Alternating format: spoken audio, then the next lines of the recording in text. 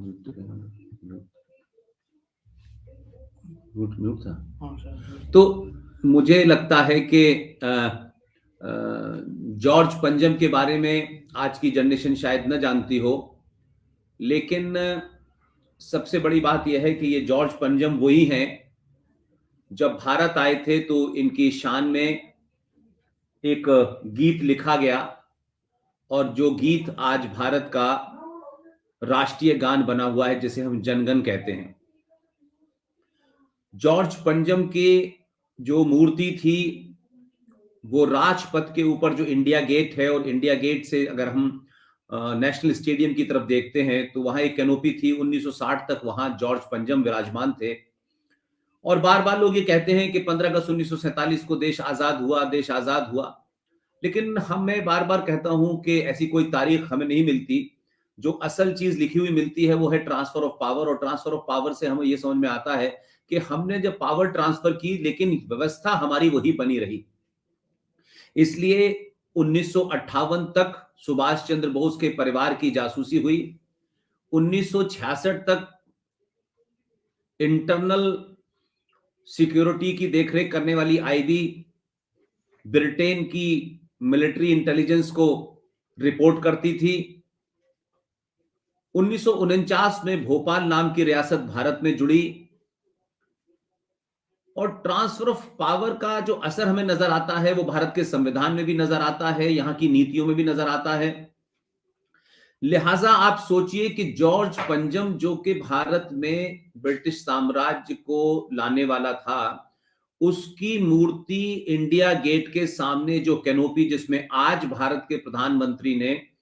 एक बड़ा फैसला लिया कि वहां आजाद भारत यानी संयुक्त जो भारत था, यूनाइटेड जो भारत था,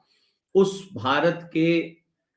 पहले वो शख्स जिसने भारत को आजादी का बिगुल बजाया, अंग्रेजी सत्ता और अंग्रेजी आर्मी के सामने भारत की आजादी की घोषणा की। विश्व के 11 देशों ने उसे मान्यता दी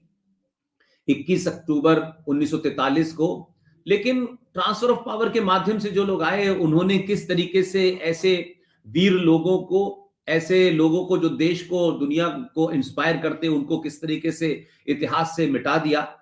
तो आज मैं ये बात कुछ इस बैकग्राउंड में कहना चाहता हूं कि 1960 में इस कैनोपी पे, जहां अब देश के उस बहादुर सिपाही, उस बहादुर सपूत की वहां कांसे की मूर्ति ग्रेनाइट की मूर्ति लगाई जाएगी, वहां पर जॉर्ज पंजम की थी, जिसे 1960 में वहां से हटाया गया। लेकिन आज भी दिल्ली के अंदर अगर सबसे बड़ा कोई पार्क है,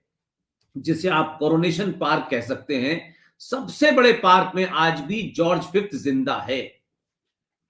तो हम जिस गुलामी की बात करते हैं, जिस आजादी की बात करते हैं, उसमें आज भी गुलामी के हजारों ऐसे निशानियां हैं जिससे हमारे आने वाली जनरेशन आज भी भारत क्या था, भारत की पहचान क्या थी, संस्कृति क्या थी, वो नहीं जान पाती है। इसलिए आज का फैसला एक ऐतिहासिक फैसला है, और इस फैसले से आने वाली जनरेशनों को भारत के उस इतिहास की बात पता चलेगी जिसे सरकारों ने समय समय पे छुपाया, दबाया। यूं तो सब जानते हैं सुभाष चंद्र बोस के बारे में, हम सबको पता है कि उनके पिता का नाम जानकी नाथ बोस था, उनकी माता जी थी प्रभावती बोस थी। वो 14 भाई बहन थे और बेटों में उनका 6ठा नंबर था, और पूरे जो बच्चे थे उसमें उनका 9वां नंबर था। और अपने उन 14 बच्चों में से 9वें नंबर के थे सुभाष चंद्र बोस। उनका जन्म कटक में हुआ था, उनकी पढ़ाई शुरू की वो भी कटक में ही हुई थी, और उस स्कूल का नाम था Baptist missions Protestant European school. वहां वो उन्होंने शिक्षा ली। और हम सब जानते हैं कि अगस्त 1920 में वो इंडियन सिविल सर्विसेज में आए, उनकी चौथी पोजीशन थी। और अपने पिताजी के दबाव में, अपने पिताजी के ये कहने पे कि भाई तुम्हें कुछ पढ़ना लिखना नहीं है, तुम ऐसे ही काम करोगे, तो अपने पिताजी के उस मान को पूरा करने के लिए आईसीएस में बैठे, चौथा स्थान प्राप्त किया, और फिर 1921 में आईसीएस से इस्तीफा दे करके वो आजादी की लड़ाई में शामिल हो गए। और मैं ये मानता हूं कि आज एक और घटना घटी है जिसका जिक्र होना चाहिए कि ये जो इंडिया गेट था जो अंग्रेजों का बनाया हुआ था, उसके नीचे ही एक अमर जवान ज्योति थी, वो ज्योति लगातार जल रही है। लेकिन आज सरकार ने एक और फैसला लिया है कि उस अमर जवान ज्योति के सामने एक बहुत बड़ा इलाका था जहां सरकार ने वॉर मेमोरियल बनाया है, और उस वॉर मेमोरियल के अंदर भी एक ज्योति जल रही थी। तो सरकार ने इस अमर जवान ज्योति को अब वहां से समाप्त करके उस ज्योति का, जो अमर जवान ज्योति थी, उसका विलय करके अब वो जो नेशनल हमारा वॉर मेमोरियल है, अब वो वहां पर उसको साथ उसमें उसका विलय कर दिया गया है। तो सबसे बड़ी खुशी की बात यह है कि हमने सुभाष चंद्र बोस को नहीं देखा, हमने सरदार पटेल को नहीं देखा, लेकिन आज हम इस बात से खुश हैं कि आज हमने सुभाष चंद्र बोस को इंडिया गेट के ऊपर उस कैनोपी में, जहां 1960 तक जिस आदमी ने भारत को गुलाम बनाया, उसकी जगह हटा करके उस आदमी की आज वहां मूर्ति लगने की बात की घोषणा हुई है, जिस आदमी ने 21 अक्टूबर 1943 को भारत की आजादी की घोषणा कर दी थी। संयुक्त भारत के वो पहले प्रधानमंत्री थे। और उस सबके बाद मैं मानता हूं कि लगातार इसकी अवहेलना होती रही। सुभाष चंद्र बोस के बारे में इतिहासों में गलत पढ़ाया गया कि क्योंकि इतिहास अगर सही लिखा जाता तो जो बौने लोग थे, जो अंग्रेजों की चाटुकारिता के माध्यम से देश के प्रधानमंत्री बने, और आप गजब देखिए कि एक तरफ एक आदमी अपनी पार्टी के अंदर, अपनी पार्टी के जो 14 या 15 प्रोविंस थे, उसको जब प्रधानमंत्री बनना था तो उसके लिए शर्त ये थी कि वो पहले कांग्रेस पार्टी का अध्यक्ष होगा, वही प्रधानमंत्री बनेगा। तो 1946 में आप सोचिए कि जवाहरलाल नेहरू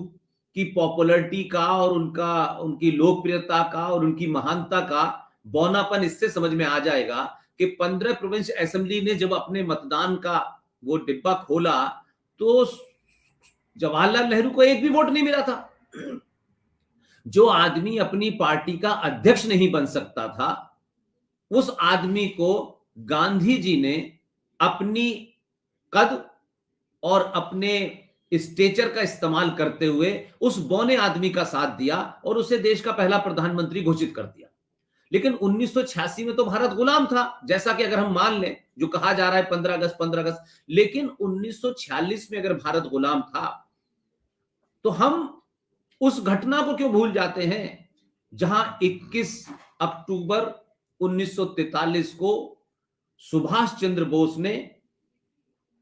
भारत की आजादी की घोषणा की,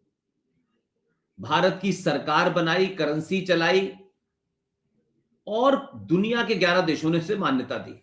तो अब अगर हम इस तथ्य को भी रखें तो इस तथ्य पे तो कोई डिबेट नहीं हो सकती, लेकिन फिर भी आज हमको ये बार बार बताया जाता है कि देखिए साहब, वो सुभाष चंद्र बोस तो ये थे और वो ये नहीं थे और वो हिटलर से मिलने गए। हमारा मानना यह है कि अपने परिवार को, अपने घर को, अपने राष्ट्र को अगर आपको बचाने के लिए बाहर जाकर के भी कुछ मदद लेनी पड़े, बाहर जाकर के भी कुछ गुर सीखने पड़े, तो उसमें बुराई नहीं है। क्योंकि हम लगातार ये देख रहे हैं कि वो चापलूसों का आज तक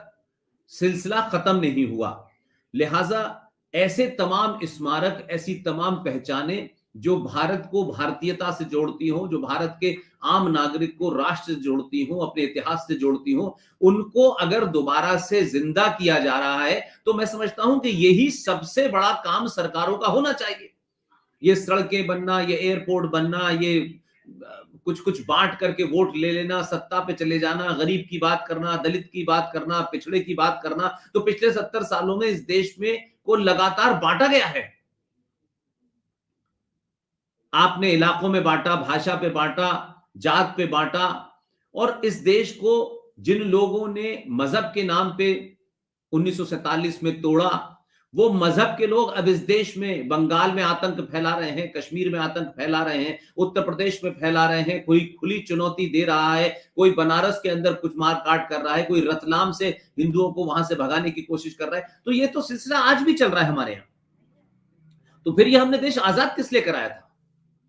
और आजाद था तो फिर इस देश की जो मान्यताएं हैं, परंपराएं हैं, फिर उस हिसाब से देश चलना चाहिए था। कानून समाज के वैसे ही मिलने चाहिए, उससे होना चाहिए था। तो मेरा कहने का सेंस यह है कि अगर भारत राष्ट्र का प्रधानमंत्री आज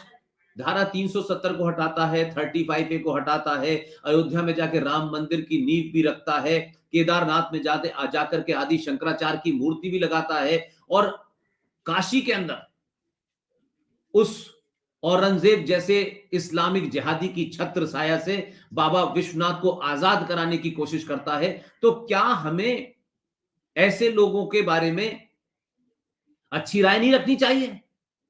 मैं शुरू से एक बात कहता रहा हूं कि सरकारें आएंगी जाएंगी, पार्टियां आएंगी जाएंगी, अपनी जगह है, लेकिन अगर कोई राष्ट्र को बचाने या राष्ट्र की खोई हुई पहचान को स्थापित करने में लगा हुआ है, तो ना मैं उसमें इंटरेस्टेड हूं कि उसकी पार्टी क्या है, उसका नाम क्या है, उसकी जाति क्या है, वो कोई भी हो।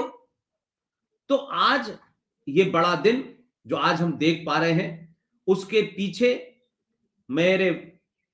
बुजुर्ग और पिछले 6-7 साल से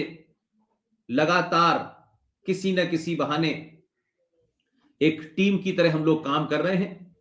मेजर जनरल जीटी बख्शी साहब जो कुछ चंद मिनटों में जुड़ने वाले हैं, क्योंकि उनका शायद कोई विदेशी टेलीविजन पे इंटरव्यू चल रहा था, इसलिए ये जो लाइव ब्रॉडकास्ट था इसलिए लेट हुआ है। और बख्शी साहब लगातार कह रहे थे कि मैं 10 मिनट में या 15 मिनट में आ रहा हूं, लेकिन मुझे लगा वो लंबा चलेगा, तो शायद खत्म होने वाला है। और